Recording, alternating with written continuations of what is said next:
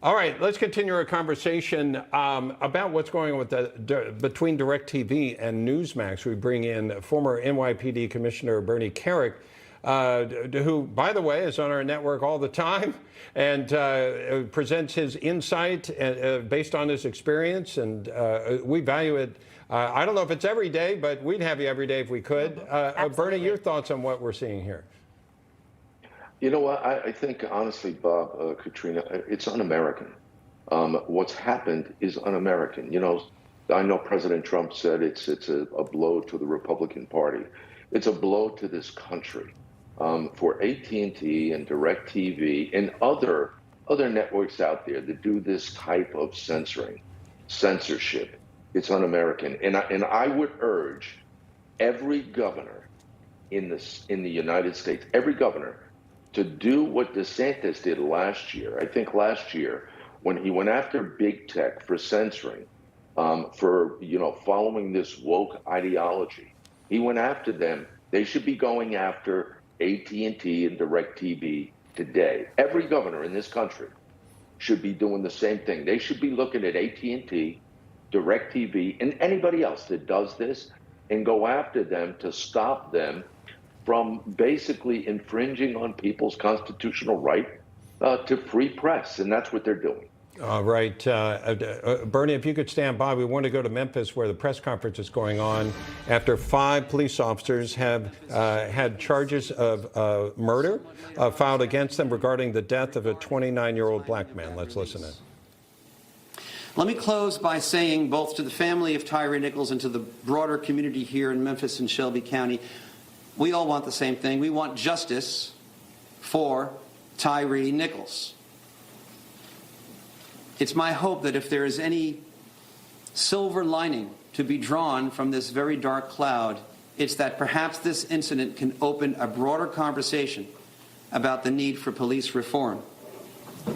The world is watching us, and we need to show the world what lessons we can learn from this tragedy. I'm hopeful that we can show them who I know us to be, a community working towards positive change here in Memphis and Shelby County. With that, let me ask Director Roush to step forward. Thank you, D.A. Mulroy. Good afternoon. I'm David Roush, Director of the Tennessee Bureau of Investigation. First and foremost, and most importantly, on behalf of the Tennessee Bureau of Investigation, I want to extend my deepest condolences to the family and friends of Tyre Nichols.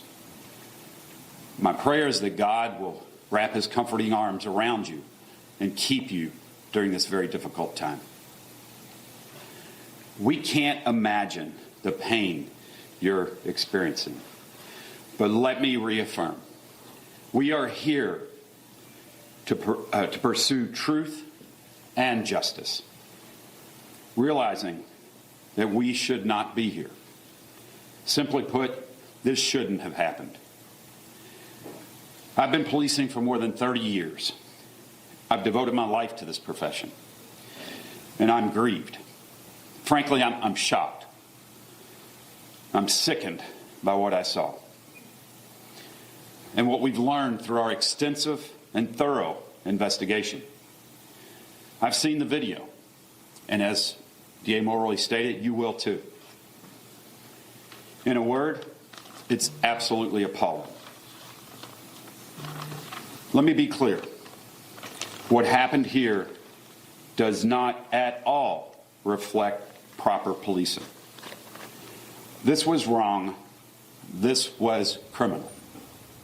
All right, folks, we continue to listen in to this situation in Memphis where the 5 officers, who all have to be African-American, by the way, have been charged with second-degree murder. We still have Bernie Kerik with us.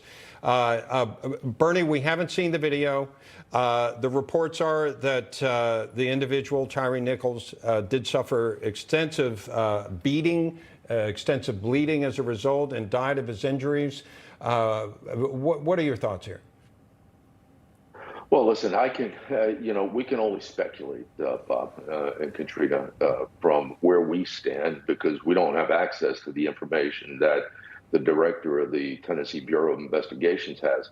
I hope that their investigation has concluded that these guys are pretty much basically guilty, because all the pandering I just saw, they pretty much threw them under the bus. If that's the case, if it's as bad as the director said, then let justice take its course and justice be done. But I'm one that I try not to comment. I don't like to comment. I never did as police commissioner until the investigation was concluded. I don't know if that's the case in this case. Hopefully so, based on what they were saying. It's kind of interesting, Bernie. Benjamin Crump has made the comment because initially, of course, you hear these stories and the expectation was not that it was 5 police officers who happened to be black, but Benjamin Crump, who's been involved with a lot of these cases, a lot of civil rights work. Yeah. Yes, he was saying it only matters what the suspect, what that individual, what race he was, and I was curious about the dynamic there, because that sounds like if these guys did the wrong thing, I'm sure you would stand behind any charges against them, but you also want to stay away from disliking someone simply because they're wearing blue. Well, you don't want to you want to stay away from disliking someone because they're wearing blue.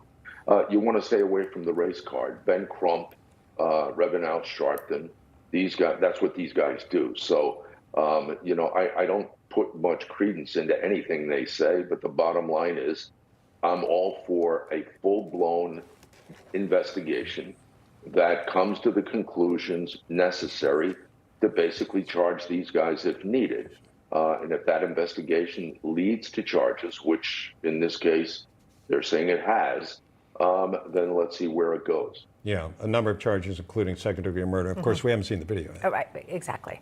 And as you pointed out, Bernie, once you do see the video and have more information, then you can have a clearer point of view. But what you're saying really is, from what you're hearing from the director there, they acted well outside of how anybody should be treated. And you feel that the right decision is being made, at least at this point, based on the information you have. Based on what he's saying. All right, Bernie Kerik, thanks so much. Thanks, guys.